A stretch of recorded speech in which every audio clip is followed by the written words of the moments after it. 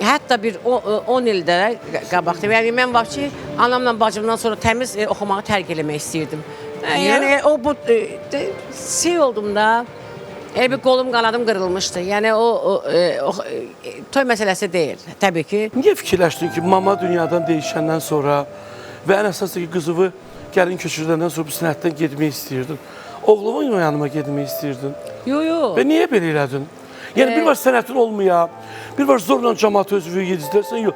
Sən axı sevilən ifaçısan. İnsanın o ruhunun inciyən bir anı olur, küsən bir anı olur, itirdiklərindən sonra qol qanadı sınmış bir anı olur. Onu yenidən bərpa etmək zaman tələb eləyir. Yavaş, yavaş, yavaş, yavaş. Yəni mən o qədər özümə qapılmışdım ki, depressiyaya düşmüşdüm ki, oğlum axırda qayıtdı ki, mama sən öz mamamı çox istəyirsən. Belə yandım deyil. Mən də öz mamamı deyil, çox istəyirəm. Mən də öz mamamı çox istəyirəm. Sən öz mamamı çox istəyirsən, mən də öz mamamı çox istəyirəm. Nüşabə, xoşbəxtsən mi? Şükür. Bəli, çox xoşbəxtəm. Amma elə gəlir ki, sən məcburən özünü xoşbəxt göstərirsən. Yox. Bala tərəfdən yox.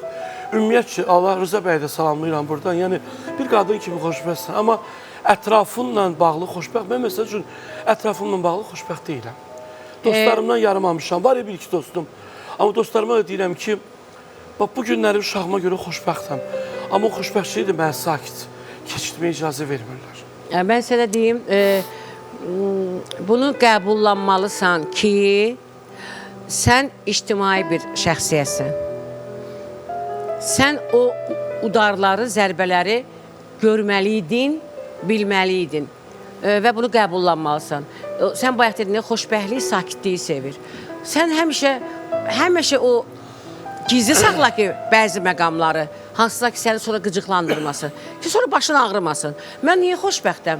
Ona görə ki, mən heç vaxt heç artıq danışmıram, Məncə, Nüşabə keçdiyi həyatda özü görmədiyi xoşbəxtliyi, o sevgini evladlarının ailələri, qızıvın nəvən vardı. Allah onun ümrüda verəsin. Ölürəm ondan ötürü. Allah hamının balasını saxlasın. O xoşbəxtliyi onlarda görürsən. Bax, gəldi yanıva getdiyini tək qalırsan, Rıza işdə. Bir evdə darıxırsan onun iyi üçün, bir nənə kimi bir özləyirsənmi? Çünki baxmadı ayrı evdə, ayrı işində. Əlbəttə, onun paltarları var. Dedim, gedəndə bunlardan biraz qoy mən üçün get. O gedəndə bir həftə özümə gələ bilmədim də, darıxırdım.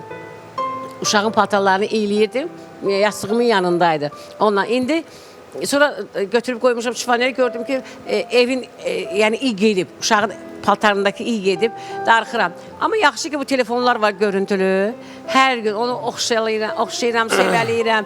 Da onu deyirəm ki, əlini yaxından göstər, ayağını yaxından göstər. Mən o mahnı oxuyuram, belə görürəm, qızım çəkir, ayaqlarını belə-belə eləyir.